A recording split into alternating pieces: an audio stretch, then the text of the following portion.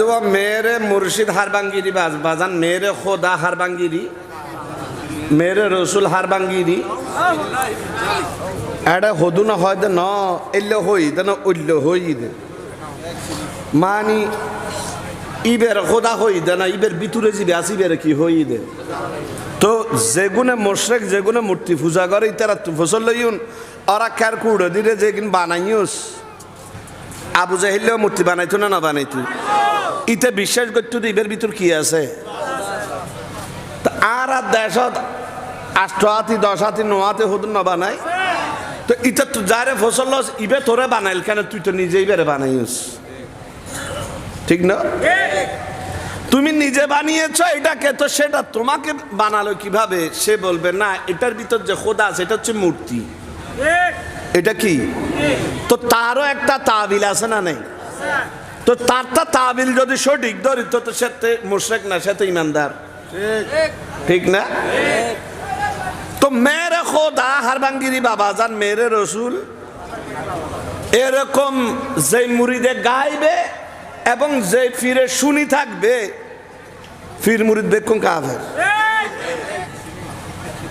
ফির মুরিদ আমাদের দেশে আবার কতগুলো আসে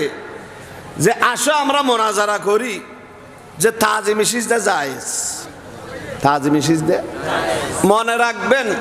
কেউ যদি ফিরকে খোদা মানে তারপরে সিজদা দেয় কি দেয় তো এটা সিজদায় তাজিমি নেই আপনি কাকে দিচ্ছেন খোদাকে সিজদা দিচ্ছেন তো ফিরকে যদি খোদা মনে করে সিজদা দেয় এটা সিজদায় তাজিমি এটা সিজদায় তাআব্বুদি হয়ে গিয়েছে তো তাদের ফতোয়ায়ও সিজদায় তাআব্বুদি হারাম যে দিবে কাফের তাদের ফতোয়ায় তারা কাফের এই সকল মেজবান্ডারি যারা আছে তারাও এটা মানে সিজদায়ে তাআব্বুদি যে জায়েজ জানবে যে দিবে সে কাফের মেজবান্ডারি কলর ইয়ানত এক কিনে তারা এটা মানে কিনে সিজদায়ে তাআব্বুদি ইবাদতের নিয়তে কাউকে আল্লাহ ছাড়া কাউকে সিজদা দেয়া হারাম যে জায়েজ জানবে যে দিবে সে কাফের এই ব্যাপারে তারাও একমত তারাও একমত তো তারা যদি একমত হয় তারা যদি পীর ও মুর্শিদকে খোদা বলে খোদা দিয়ে যদি আবার সিজদা দেয় তো এটা সিজদায়ে তাজিমি নাই এটা সিজদায়ে তাআব্বুদি তো তাদের ফতোয়ায় তারা কাফের তাদের ফতোয়ায় তারা এখন আপনি যদি এই ধরনের ফিরকে সুন্নি জানেন মাসালা কোথায় আছে দেখেন আপনি যদি যারা ফিরকে খোদা মানে খোদা জানে সিজদা দেয় এদেরকে যদি আপনি সুন্নি জানেন তো আপনিও সেই শিরিকের মধ্যে শামিল হলেন আপনিও গুনাহগার হলেন আপনার সুন্নিয়ত গিয়েছে আপনার ঈমানও গিয়েছে আর রাসূলের হাদিস অনুসারে শবে বরাতের রাতেও আপনার মাফ নাই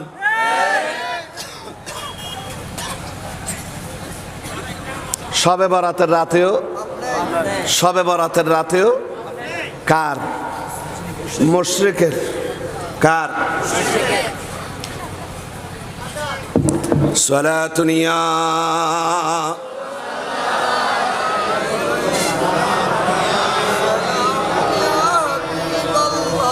তো